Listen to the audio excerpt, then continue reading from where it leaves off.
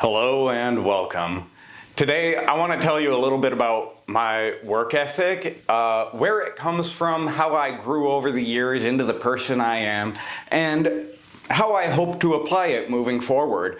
To sort of get into it, when I was young, my dad used to tell me, if you love what you do, you'll never work a day in your life. And that's true.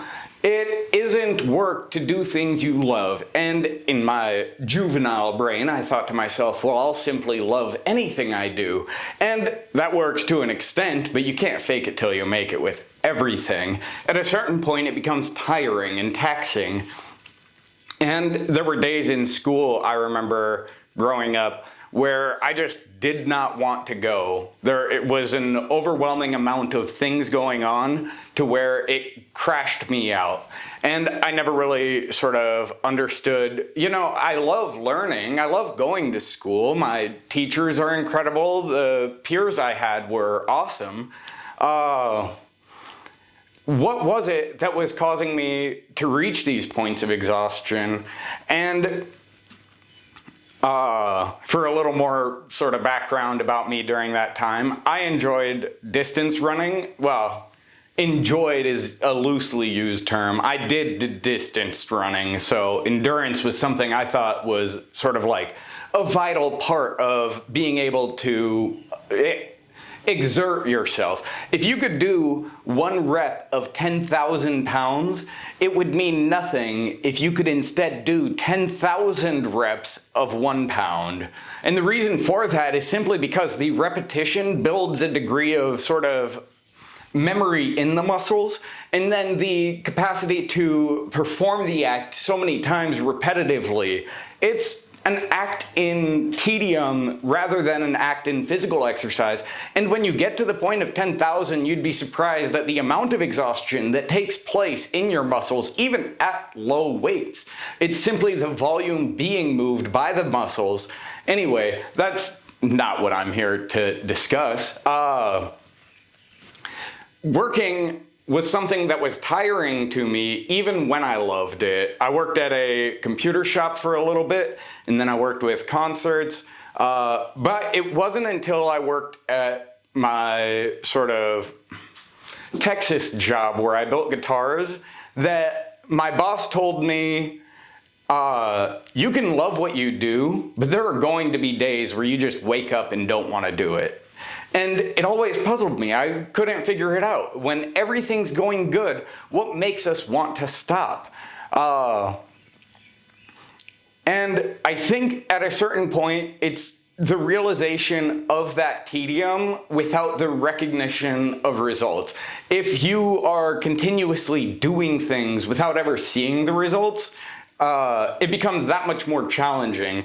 I think the retail jobs I worked were a good example of this, because when I worked at 7-Eleven, we would get shipments in and I'd restock the shelves. Believe it or not, only person who was able to restock everything off the truck onto the shelves. I learned how to unstock things, by the way, at Harbor Freight Tools. You remember that story? That was a fun one, huh?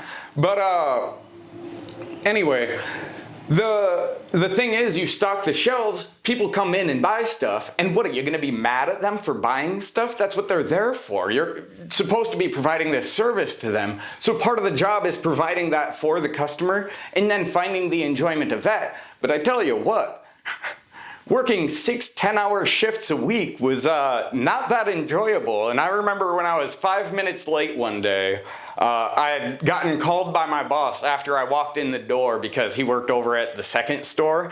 And he said, "Oh, Chloe, what are you doing? If you're 5 minutes late, that's unacceptable. We have a start time. It's incredibly important you're here." Now, keep in mind, this person's brother-in-law is the one that's working the store that I'm working at. So his brother-in-law is standing right there next to me. He's the person I'm relieving, and he's there for about 2 hours after I get there. And the only reason I know he's there for 2 hours is because when I work next to him, I won't get into that. He had a very different policy on when we should replace the food on the rollers than I had. And at the same time, I remember my boss telling me I couldn't eat the food off the rollers. I was like, what, are you going to watch the cameras and deduct it out of my check? I'll eat whatever I want because it's going in the trash. And he's like, oh, well, Anyway, that's not the point. I left that job because, you know, if it's unacceptable that I'm 5 minutes late, then absolutely, you know, maybe I shouldn't work there. Because when you got me working 60 hours a week, I'm going to be 5 minutes late every so often. What do you think I do in my free time? I sleep. Anyway, back then, now it's work, school, and Dark Souls. Anyway, those points of exhaustion, though, are sort of built up from that lack of seeing the efforts of our results. So with this website, what I wanted to do is produce a space where I could share my programming adventures with you all, because I think a lot of times, especially while studying computer science, I'm not really seeing anything. I'm learning loops, and I'm learning the way programs interact with each other, and I'm learning proper diagram structures, but I'm not seeing the application. A lot of the sample code I have to run through is built in a sort of pseudo Minecraft environment, and it makes it very difficult for me to conceptualize what's actually going on in the code, because every time I see it, I just think about that time in Minecraft I built a flying machine, and it took me about 20 blocks north, and then right after that I got knocked off of it because it moved, and my guy didn't update state based on where his feet were on the ground, so then he fell off, and it was a cold day in the pond that day, I tell you what. I had to watch my flying machine fly over that way, and bada boom. Anyway. My point being, a lot of times we put effort into things and we watch them fly off into the distance and disappear because the render distance isn't large enough, and you try and chase it down on horseback because you think, I gotta be able to catch it, and you don't know if the blocks have reached the despawn radius for your character yet.